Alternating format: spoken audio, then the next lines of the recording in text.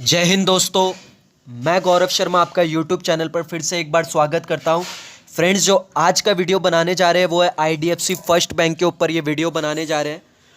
और लास्ट जो वीडियो हमने बनाया था पीएनसी इंफ्राटेक के ऊपर लास्ट वीडियो बनाया था, जो शेयर को 183 के भाव पे रिकमेंड किया था 220 का टारगेट के लिए और बजट स्टॉक बताया था उसे। फ्रेंड्स जी, बजट जो 1 फरवरी को बजट आएगा तो कंस्ट्रक्शन से रिलेटेड शेयर्स आपको अच्छा परफॉर्मेंस करके दिखाएंगे। उसमें से मैंने पीएनसी इंफ्रा अपना पिक बताया था और 183 के भाव पे रिकमेंड किया था। आज 192 का भाव चल रहा है। जिसने वो वीडियो नहीं देखा उसका लिंक मैं डिस्क्रिप्शन में शेयर कर दूंगा, वहां जाके वो वीडियो आप चेक कर सकते हो पीएनसी इंफ्राटेक के ऊपर। अब हम बात कर लेते हैं आईडीएफसी फर्स्ट बैंक के ऊपर। तो सबसे पहले फ्रेंड्स बता दूं कि इस स्टॉक के ऊपर मैंने पहले भी वीडियो बनाया था 2.5 से 3 महीने पहले, और उस टाइम शेयर का प्राइस 30 रुपये चल रहा था, तब रिकमेंड किया था शेयर को। एंड आज 47 तक का हाई इसने बनाया और आज 9 तारीख को मैं ये वीडियो बना रहा हूँ 9 जनवरी 2021 को। शेयर का प्राइस चल रहा है 44 रुपया 40 पैसे। तो करीबन 63-65% तक का रिटर्न स्टॉक ने दिखा दिया। और मैंने उस वीडियो में बताया कि ये जो मैंने 3 महीने पहले वीडियो बनाई थी उसमें बताया था ये स्टॉक मल्टी बैगर बनेगा। अगर आपका टाइम होराइजन 5 ईयर से लेके 6-7 ईयर तक का है तो आपको मल्टी बैगर रिटर्न कमा के देगा। मतलब यहाँ से 5 से 10 गुना तक का भी रिटर्न ये आपको ईजिली कमा के दे सकता है स्टॉक। और वो मैंने क्यों बोला था, वो पूरा डिटेल्ड फंडामेंटल एनालिसिस की वीडियो है, उसका भी लिंक मैं डिस्क्रिप्शन पे शेयर कर दूंगा, जो मैंने 3 महीने पहले बनाई थी, तो आप चेक कर सकते हो। बट आज के वीडियो में फ्रेंड्स हम डिस्कस करेंगे कि बैंक ने क्या इंप्रूवमेंट दिखाई है, जिस वजह से हम देख रहे हैं कि लास्ट वीक के अंदर अंदर स्टॉक ने करीबन 20 से 23% तक का रिटर्न दिखा दिया है। तो उस पर हम बात करेंगे, तो वीडियो में बने रहे फ्रेंड्स, लास्ट तक रहे। इसमें वैल्यूएबल कंटेंट आपको मिलेगा जिससे आपको एक्चुअल में सीखने भी मिलेगा। बिकॉज सबसे पहले फ्रेंड्स, आपको कोई भी चीज़ अगर आप शेयर बाई कर रहे हो तो आपको बाइंग रीज़न ऑफ बाइंग आपको पता होना ज़रूरी है।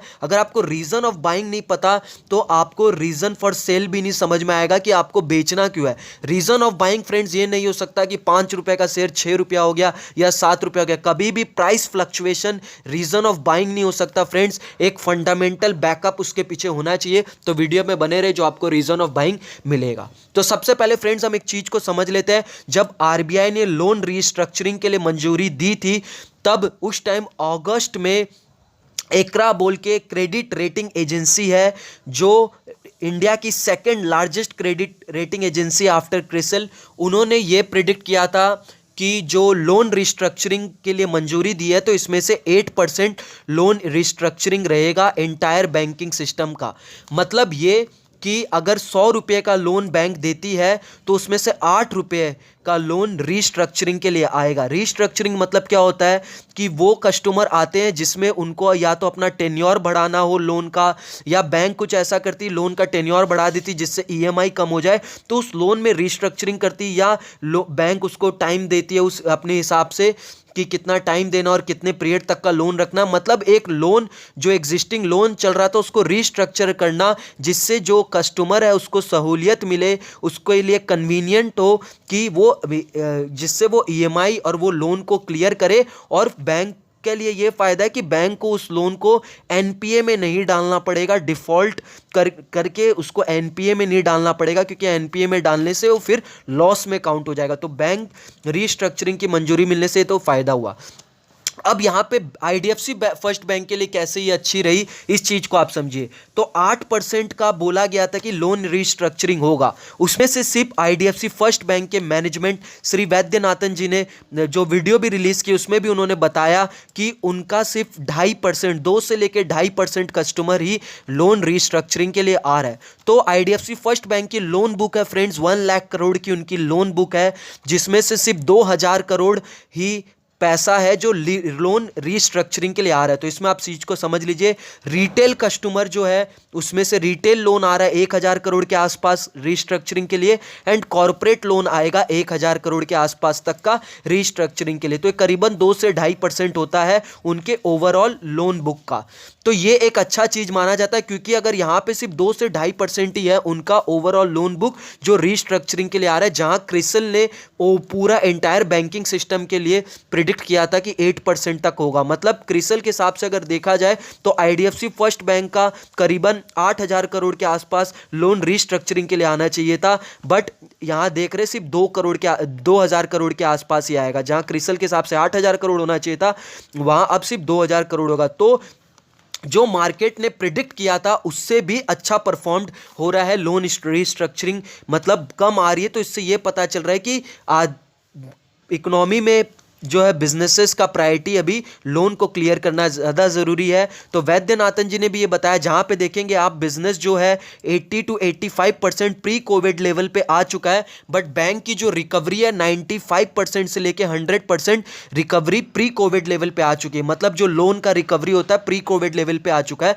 तो ये इससे ये पता चल रहा है फ्रेंड्स कि बैंक जो बिजनेसेस है वो पैसा आ रहा है तो सेविंग्स पे थोड़ा कम ध्यान देके वो लोन की इंस्टॉलमेंट को ज़्यादा जल्दी क्लियर करे। तो ये एक बैंकिंग सेक्टर के लिए अच्छा खबर है। तो ये एक मैंने बता दिया लोन बुक के पॉइंट ऑफ व्यू से। अब हम सेकंड बात करते हैं जिससे एक बैंक का ट्रस्ट कितना बैंक पे ट्रस्ट है वो पता चलता है, तो वो है लोन बुक के ऊपर। लोन बुक तो हमने देख लिया, वो है डिपॉजिट के ऊपर, माफ करिएगा। तो डिपॉजिट अब आप देखोगे तो बैंक का डिपॉजिट 45% के ईयर ऑन ईयर से ग्रो कर रहा है। तो डिपॉजिट ग्रो कर रहा है तो इसका मतलब ये फ्रेंड जो भी जानता है कैशा रेशियो जहां बैंक का 8% था 2 साल पहले, आज 40% के आसपास कैशा रेशियो, मतलब current account and saving account का रेशियो।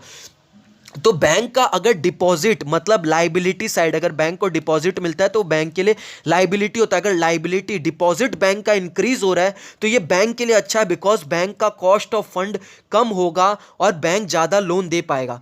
तो सबसे पहले हम तो बैंक के लोन पे ट्रस्ट की बात करें तो डिपॉजिट ग्रो कर रहा है। बहुत जन बोलते हैं कि 7% का इंटरेस्ट दे रहा है इस वजह से, बट यहाँ मैं आपको एक चीज़ और लाना चाहूँगा आपके ध्यान में। जो क्रिसल है, क्रिसल जो नंबर 1 रेटिंग एजेंसी है, क्रेडिट रेटिंग एजेंसी, उन्होंने AAA रेटिंग दिया है आईडीएफसी फर्स्ट बैंक को। तो मतलब आईडीएफसी फर्स्ट बैंक को इन टर्म्स ऑफ डिपॉजिट, मतलब डिपॉजिट के लिए सबसे सेफेस्ट बैंक है AAA रेटिंग। तो यहां आप देखोगे 7% का तो इंटरेस्ट इसीलिए दे रहा है फ्रेंड्स, वो तो कोटक महिंद्रा बैंक ने भी दिया था स्टार्टिंग में।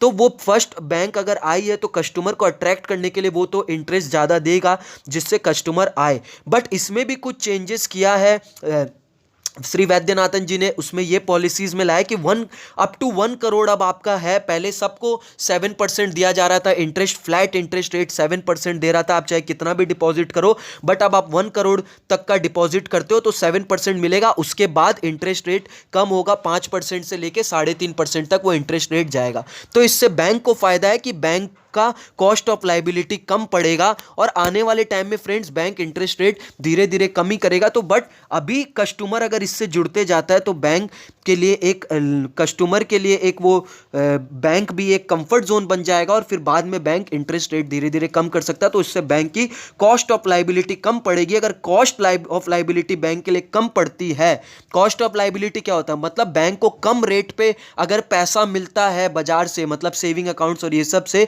कम रेट पे, तो बैंक इंटरेस्ट पे देता है। जब बाजार में पैसा लोन देता है तो उसमें बैंक का प्रॉफिट ज्यादा होगा। क्यों? क्योंकि कम रेट पे मिल रहा है। तो एक चीज ये। अब सेकंड बात ये कि बैंक की ग्रोथ की बात कर ले तो 2 साल तक बैंक का जो लोन बुक था वो ग्रो नहीं किया, 1 लाख करोड़ के आसपास तक का ही लोन बुक था। तो वो क्यों ग्रो नहीं किया, इस चीज को हम समझ लेते हैं। जो बैंक का सीईओ था श्री वैद्यनाथन जी, उन्होंने क्या कहा, उन्होंने ये कहा कि पहले बैंक में होलसेल जो कस्टमर लोन ज़्यादा था, मतलब समझ लीजिए इंफ्रास्ट्रक्चर्स के लिए, बड़ा लोन के लिए, जब आईडीएफसी जो फर्स्ट था, जब बैंक नहीं था उससे पहले होलसेल लोन ज़्यादा था मर्जर से पहले। तो आईडीएफसी फर्स्ट बैंक के जो सीईओ है वैद्यनाथन जी, उनका यही टारगेट था कि होलसेल लोन हमें अब कम देना है और हमें रिटेल सेगमेंट पे ज़्यादा जाना है, मतलब रिटेल लोन की तरफ हमें ज़्यादा जाना है। तो उन्होंने वही किया पहले। अब आप इस चीज को समझिए, पहले जो था 2018 में आप पकड़ लो 2 साल पहले, तो होलसेल जो लोन था वो 70% था, मतलब जो बैंक लोन देता था 70% होलसेल लोन देता था, मतलब बड़ा बड़ा लोन, जिसमें फ्रेंड्स अगर बड़ा लोन देते तो उसमें रिस्क ज्यादा हो जाता है क्योंकि आप एक प्लेयर पे ज्यादा रिस्क खेल रहे हैं उसमें से। जैसे DHFL, उनका धवन हाउसिंग फाइनेंस, पहले जिन्होंने लोन डुबाया उनका, ऐसे करके बहुत से बड़ा लोन। तो उनके बाद से होलसेल जो होलसेल बिजनेस है उस पे उनका टारगेट था उसको कट करना और रिटेल लोन ज़्यादा देना। तो अब आप देखो क्या बढ़िया स्विफ्ट लाया उन्होंने। अब 70% जो लोन है वो रिटेल लोन जाता है उनका, मतलब हमारे जैसे रिटेल को, चाहे वो सैलरीड हो या सेल्फ एम्प्लॉयड हो, या मतलब रिटेल लोन जाता है, और 30% ही होलसेल लोन जाता है। तो ये भी एक अच्छा चीज़ है। और सेकेंड चीज़ इंपॉर्टेंट ये देखिए फ्रेंड कि पहले 70% जो डिपॉजिट आता था वो होलसेल डिपॉजिट आता था, मतलब बड़ा डिपॉजिट आता। और होलसेल डिपॉजिट में क्या होता है फ्रेंड्स, जैसे किसी का होलसेल डिपॉजिट मतलब बिजनेस वाला, बिजनेस बड़ी बिजनेसेस हुआ उन्होंने डिपॉजिट किया, इंफ्रास्ट्रक्चर बिजनेसेस या अदर बिजनेसेस बड़े बड़े बिजनेस ने डिपॉजिट किया। तो होलसेल डिपॉजिट में ये एक रिस्क रहता है कि कभी भी वो पैसा विड्रॉ कर लेते हैं। बट अब इसको भी बैंक ने स्विफ्ट किया। अब बैंक का 70% डिपॉजिट रिटेल डिपॉजिट आता है, मतलब हमारे जैसे रिटेल कस्टमर से। तो रिटेल डिपॉजिट एक सस्टेन डिपॉजिट रहता है जो टिका हुआ रहता है बैंक में, बार बार वो पैसा निकालता नहीं है, तो वो टिका हुआ रहता है। एंड जो तो बैंक का स्विफ्ट हुआ है 70% बैंक का डिपॉजिट अब रिटेल डिपॉजिट आता है एंड 30% होलसेल। तो इस चीज को आप समझोगे बैंक का बेस स्ट्रांग हो रहा है। इस चीज को अगर आप समझोगे तो बैंक का बेस स्ट्रांग हो रहा है, जिसका रिजल्ट हमें आने वाले टाइम पे दिखेगा फ्रेंड्स, क्योंकि यही कंपाउंडिंग रेट ऑफ रिटर्न होता है जो हमें शुरू में नहीं पता चलता कि क्या हो रहा है, बट उसका रिटर्न आने वाले 5 साल 10 साल बाद हमें अच्छा देखने मिलता है, क्योंकि अभी बेस बढ़िया हो रहा है। तो अब बैंक का जहां रिटेल लोन रहा है, इस चीज को आप समझो, रिटेल डिपॉजिट बैंक का बढ़ रहा है, तो अब बैंक क्या कर सकता है, बैंक अब लोन ग्रोथ कर सकता है। तो वही वैद्यनाथन जी ने बोला है कि इस साल वो मूविंग अहेड लोन बुक उनका ग्रो करता हुआ हमें दिखेगा। अगर लोन बुक ग्रो करेगा तो प्रॉफिट में भी जाहिर सी बात है ग्रोथ देखने मिलेगी। तो ये कुछ चीजें हैं जिस वजह से बैंक का अब आप देख रहे हो ये जो इंप्रूवमेंट हमें देखने मिल रहा है, इससे बैंक का प्राइस भी, शेयर भी अच्छा चल रहा है, और हमें आने वाले टाइम में फ्रेंड अच्छा रेट ऑफ रिटर्न भी दिखाएगा, मल्टी बैगर साबित होगा फ्रेंड्स, जो मैंने उस वीडियो में भी बता चुका है। यहाँ से अगर आपको आने वाले टाइम में ये share multibagger return 5 time और 10 टाइम्स रिटर्न दिखाए तो चौंकने की बात नहीं है, फाउंडेशन बन रहा है। यही चीज़ को आपको आइडेंटिफाई करना और इसमें इन्वेस्ट करना है, टिके रहना है। तो बट बाद बाकी फ्रेंड्स मैंने जो भी चीज़ है मैनेजमेंट से रिलेटेड वो आपको बता दी है स्टॉक के ऊपर, एंड क्यों ये शेयर चल रहा है वो भी, और आपको क्यों लेना है वो भी रीज़न इसमें फ्रेंड डिस्क्लोज कर दिया गया। Thank you for watching friends. Video को लाइक करें, चैनल को सब्सक्राइब करें, जिससे मैं इस तरह की वीडियोज़ आपके लिए कंटिन्यूसली लाता रहूँ। थैंक यू फ्रेंड्स, जय हिंद।